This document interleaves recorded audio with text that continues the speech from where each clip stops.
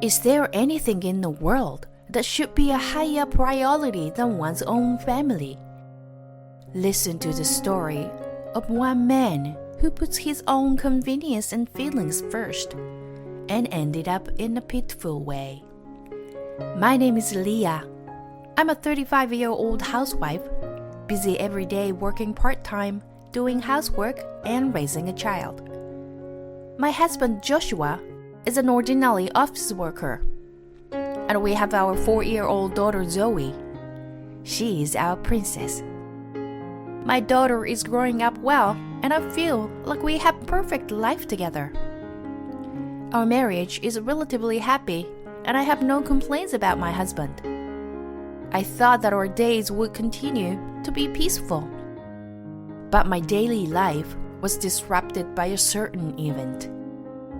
What? Your sister is pregnant? The news took me by surprise. Because my sister-in-law had always said that she would be single for the rest of her life, and that she would be devoted to her work. She was what you would call a career woman, and I secretly respected her for that. Congratulations! What's he like? Is there going to be a wedding soon? When I asked my husband, he looked at me like he was uncomfortable to answer. My sister's partner has a wife and kids. What? Well, my sister was more passionate about it. She knew he has married for a long time and continued the relationship anyway. Then she found out she was pregnant, and he ran away and disappeared. So she decided to have the baby alone. Oh, is that so? It's a lot to deal with, huh?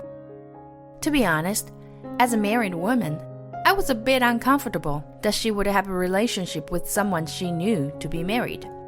But I decided to be happy for her pregnancy. So it seems that she's going to go back to her parents' house to raise her child. Even though my parents are still there, it must be a lot of work. I'm thinking of checking in on her until things settle down, you know. I understand his concerns for his unmarried sister who is going to have a baby.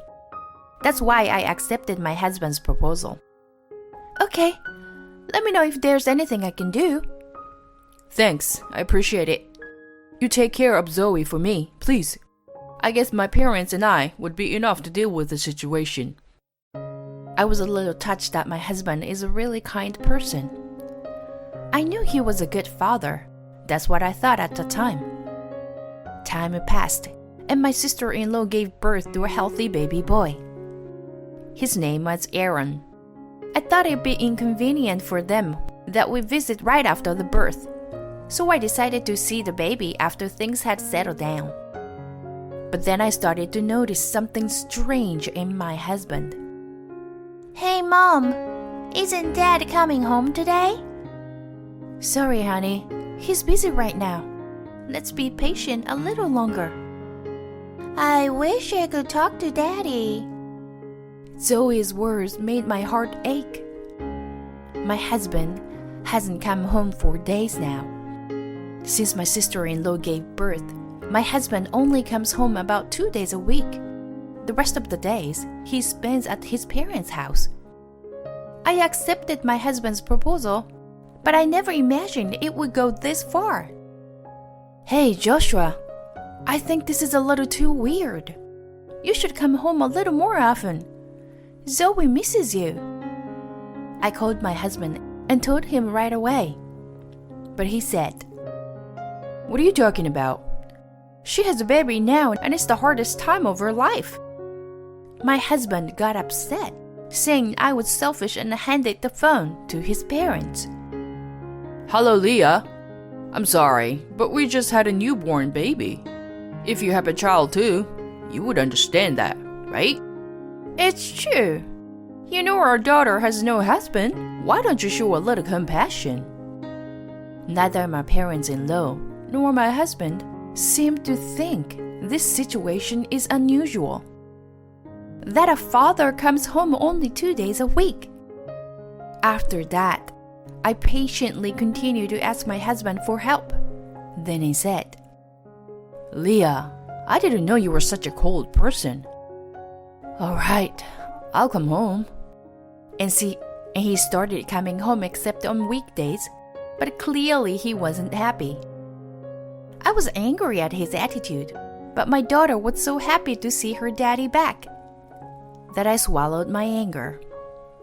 Then one day, "Hey, where the hell are you?" I called my husband in a harsh tone. "Where am I? Of course I'm at my parents'." "What? It's Zoe's birthday today. I told you yesterday. Why don't you come home?" "What? Today is the day we are having dinner at my parents' house, you know. Besides, I have to bathe Aaron later." "Huh? Whose father are you?" By the time I raised my voice, the phone was already off the hook. My husband didn't come home that day after all. "I wonder, Daddy doesn't like me? I wish we could have had birthday cake together," Zoe murmured with a dejected look on her face. "Daddy's busy at work today, so let's eat cake with Mommy today, okay?" I almost cried myself as I watched my daughter's sad face as she puts the cake in her mouth, fighting back tears. "Whose father are you? What is with you and your sister?" "Well, it's..." "What? Is there something?" "No, it's not like that. It's just she's going through a lot, so I have to be there for her." "But your mom and dad are at home. Why do you need to be there too?" When I asked him about it, he just looked at me like I was the bad guy. I remember when my husband and I decided to get married, my sister-in-law said this to me. "I thought my brother loved me the most, but I'm glad he finally found the right person." At the time, I just thought my sister-in-law was a wonderful, independent career woman, and thought they care for each other deeply as a brother and a sister. But isn't that all? My suspicion grew. Some time passed, and Aaron turned 1 year old. We decided to have a birthday party at my parents-in-law's house. To be honest, I didn't want to go. "Is Aaron getting bigger? I want to play with him," my daughter said so innocently. And it's her cousin's birthday, so I decided to take her to the party. "Let's celebrate Aaron's birthday with the whole family," my husband said. You weren't there for Zoe's birthday. I remembered how she was sad that day, but said nothing. On the day of the party, we dressed Zoe in her favorite dress and left for my in-laws' house. My husband had gone back to his parents-in-law's house the day before, so it was just me and Zoe. After a year of this lifestyle, it had become the norm. My husband is away on a lot of business trips, and it feels like that. When we arrived at my parents-in-law's house, there was a lot of food, decorations, and presents for Aaron. We're all lined up. "Happy birthday, Aaron!" Zoe showed Aaron the presents and handed them to his mother, the sister-in-law. "Wow, Aaron, I'm so happy for you." Without a word of thanks, the sister-in-law walked right past Zoe. I got the impression that she has become a bit of a bad person. She didn't used to be like this. My daughter seemed a little hurt by her attitude, and I had a sore look on her face. At this point, I was in the mood to go home. Then my husband, who was already drunk, called my daughter and said, "Zoe, come here." Zoe felt happy to be called by her father and ran to him smiling. "Zoe is going to be Aaron's wife in the future, okay?" he said. "What the?" I was about to say something, but my daughter replied, "No, I am going to marry William." "William? Who's that?" "William? He's my friend from preschool. He's smart and cool. I like William. Zoe said this and tried to tell him what happened at the preschool. Then, my husband suddenly, "No, you were going to marry Aaron. Don't think about anything else." He yelled at her like a crazy person. I couldn't help but storm over to my husband. "Hey, what are you saying? Zoe is scared." "You, Leah, you should at least discipline your daughter. She can't have a boyfriend." "I can't believe you'd say such a thing to your own daughter." Moreover, my sister-in-law said, "I'm looking forward to the wedding. Don't let Zoe go out with anyone." Leah, understood? She wasn't joking. She looked serious. It was even creepier that my parents-in-law were laughing as if they agreed with my sister-in-law. I can't take it anymore. I don't want to be in this place one more second. I couldn't help but raise my voice. "Don't be ridiculous. Zoe is a person, not a puppet." I took my daughter by the hand and left my parents-in-law's house. She's never had a grown man yell at her like that before, and she was sobbing her eyes out. "That's not Daddy. That's not Daddy. That's not Daddy. Right, Mommy?" I hugged her tight and made up my mind. I don't need him. He's a lousy husband and father. I took immediate action. To protect my daughter, I decided that she and I would stay with my parents for a while. Finally, about 2 weeks after we separated, I received a call from my husband. "Hey, where are you?" I didn't have to answer that question. "What do you want?" I can't believe he found out we'd move out after 2 weeks. I guess that means he didn't come home at all. After all, he doesn't care about me or our daughter. "What's wrong with you? How's Zoe?" My husband asked impatiently. I don't have to answer that question either. Bye. With that, I hang up the phone. I wanted to avoid any contact between Zoe and my husband for a while, so I didn't tell him where we were. But then, he started contacting me every day.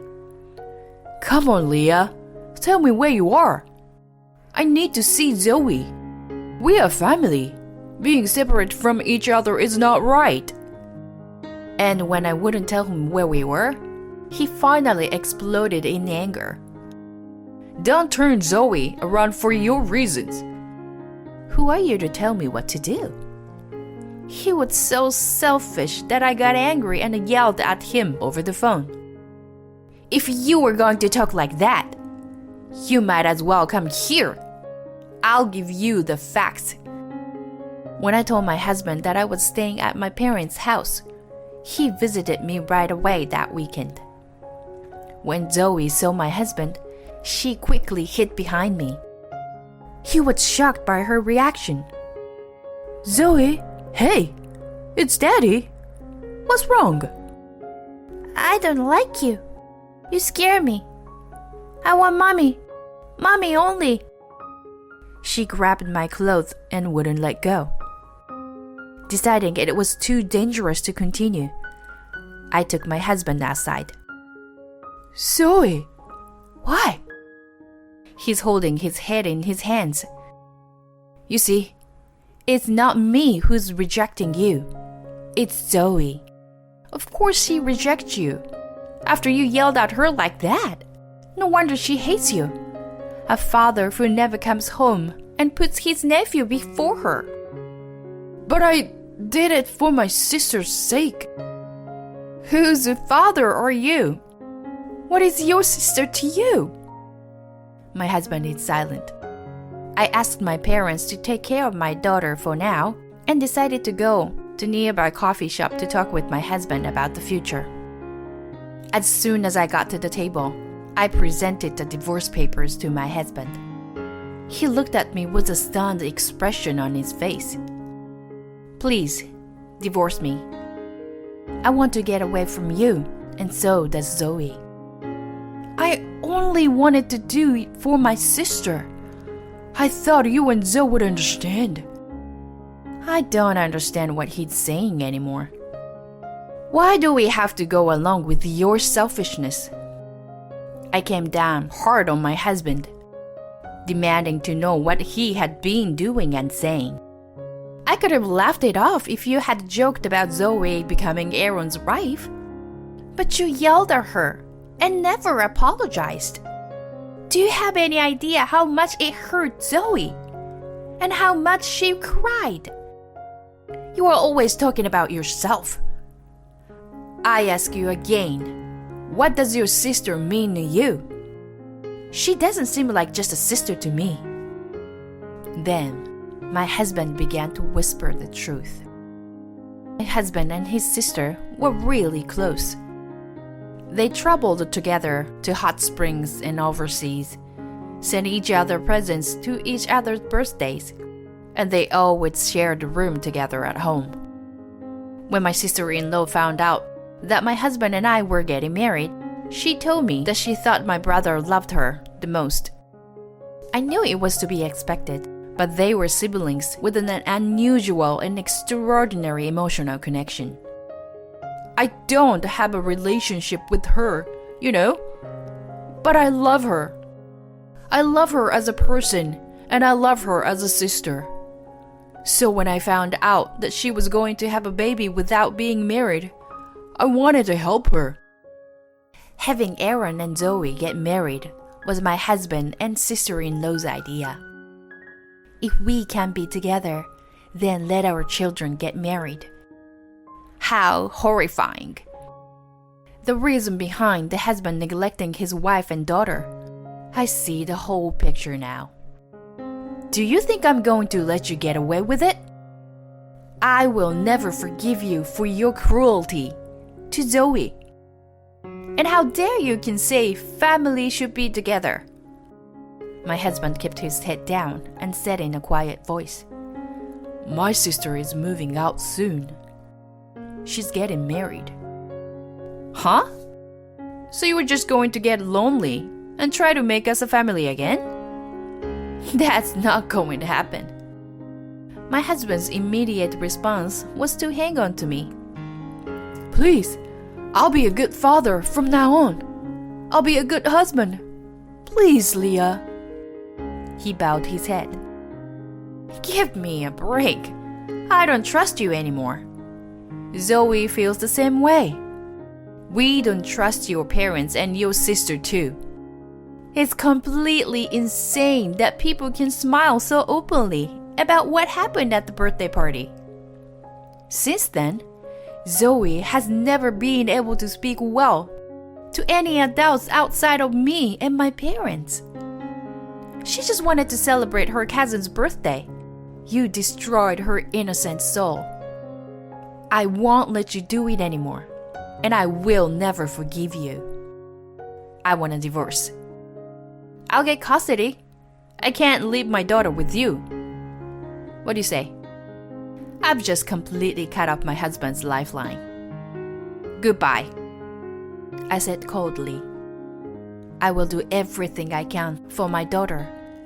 Always have and always will. I became a mother with a determination. After that, my husband and I divorced. I got custody of my daughter, and he's paying me monthly child support. After the divorce, he moved back in with his parents. I guess the separation from his daughter was very hard on him because he started missing a lot of work and eventually resigned. He's now unemployed and reckless. I know this because his parents are kind of enough to tell me what's going on with him.